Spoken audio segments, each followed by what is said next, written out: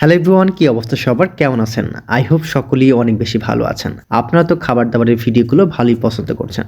আগামীকাল থেকে শুরু পবিত্র মাহে রমজান। খাবারের ভিডিও তেমন একটা দিতে পারবো না, আর তাই ভাবলাম আজকে আপনাদের সঙ্গে শেয়ার করি বন্ধুর বিয়েতে কি কি খাওয়া দাওয়া হয়েছিল সেটাই। তো প্রথমেই আমাকে দেওয়া হলো পোলাও ভাত এবং ডাল দিয়ে ছক্কা করা ডিম। তো আমাদের চুয়াডাঙ্গা জেলার বিয়ে বাড়িতে প্রথমে এই খাবারটাই দেওয়া হয়। ডিম আর ডাউল দিয়ে খাইতে ভালোই লাগে। তো এটা খাইতে খাইতে চলে আসে সেই কাঙ্ক্ষিত রোস্ট। রোস্ট একটা সময় আমার কাছে তেমন একটা ভালো লাগতো না, তবে ইদানিং আমার কাছে রোস্ট খুবই ভালো লাগে। একটু রোস্ট একটু পোলাও দিয়ে মাখিয়ে খাইতে অসাধারণ, যার স্বাদ মুখে লেগে থাকার মতো। তো আপনাদের কাছে রোস্ট কেমন লাগে সেটি জানাতে পারেন কমেন্ট সেকশনে। রোস্টের পরই চলে আসে হচ্ছে গরুর মাংস। গরুর মাংস পছন্দ করে না এমন মানুষের সংখ্যা খুবই কম।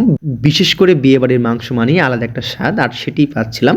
এর মাঝে হচ্ছে চলে আসে সালাদ। সালাদে ছিল হচ্ছে গাজর এবং টমেটো। তো একটু সালাদ একটু মাংস খেতে কিন্তু দারুণ লাগে, বিশেষ করে মুখে রুচিটা চলে আসে সালাদ খাইলে। আর সেটি খাচ্ছিলাম, সেই সঙ্গে মাংস খাচ্ছিলাম। তো মাংস খেতে খেতে আমার প্লেট যখন ফাঁকা হয়ে যায় তখন চলে যাই বরের কাছে। বরের যে নশারির থালাটা ছিল সেখানে প্রচুর মাংস দিচ্ছিল, আর সেখান থেকে আমার জন্য বেশ কয়েকটা মাংসের পিস নিয়ে নিই। এখান থেকে খাইতে কিন্তু বেশ মজা লাগছিল। আর আমার পাশে বসা ছোট ভাই সাইদুর তো তার মতোই টানছিল। তো মাংস দিয়ে খাওয়া দাওয়া অলরেডি শেষ, এখন হচ্ছে ডেজার্ট আইটেমের পালা। ডেজার্ট আইটেম হিসেবে আমাদের চুয়াডাঙ্গাতে সবসময় দই এবং মিষ্টি দেওয়া হয়। তো আমি সেটাই নিয়েছিলাম, 2 চামচ দই এবং একটা মিষ্টিও খেয়েছিলাম। বাট মিষ্টির ফুটেজটা নেওয়া হয়নি, বিশেষ করে দইয়ের স্বাদটা অতুলনীয়।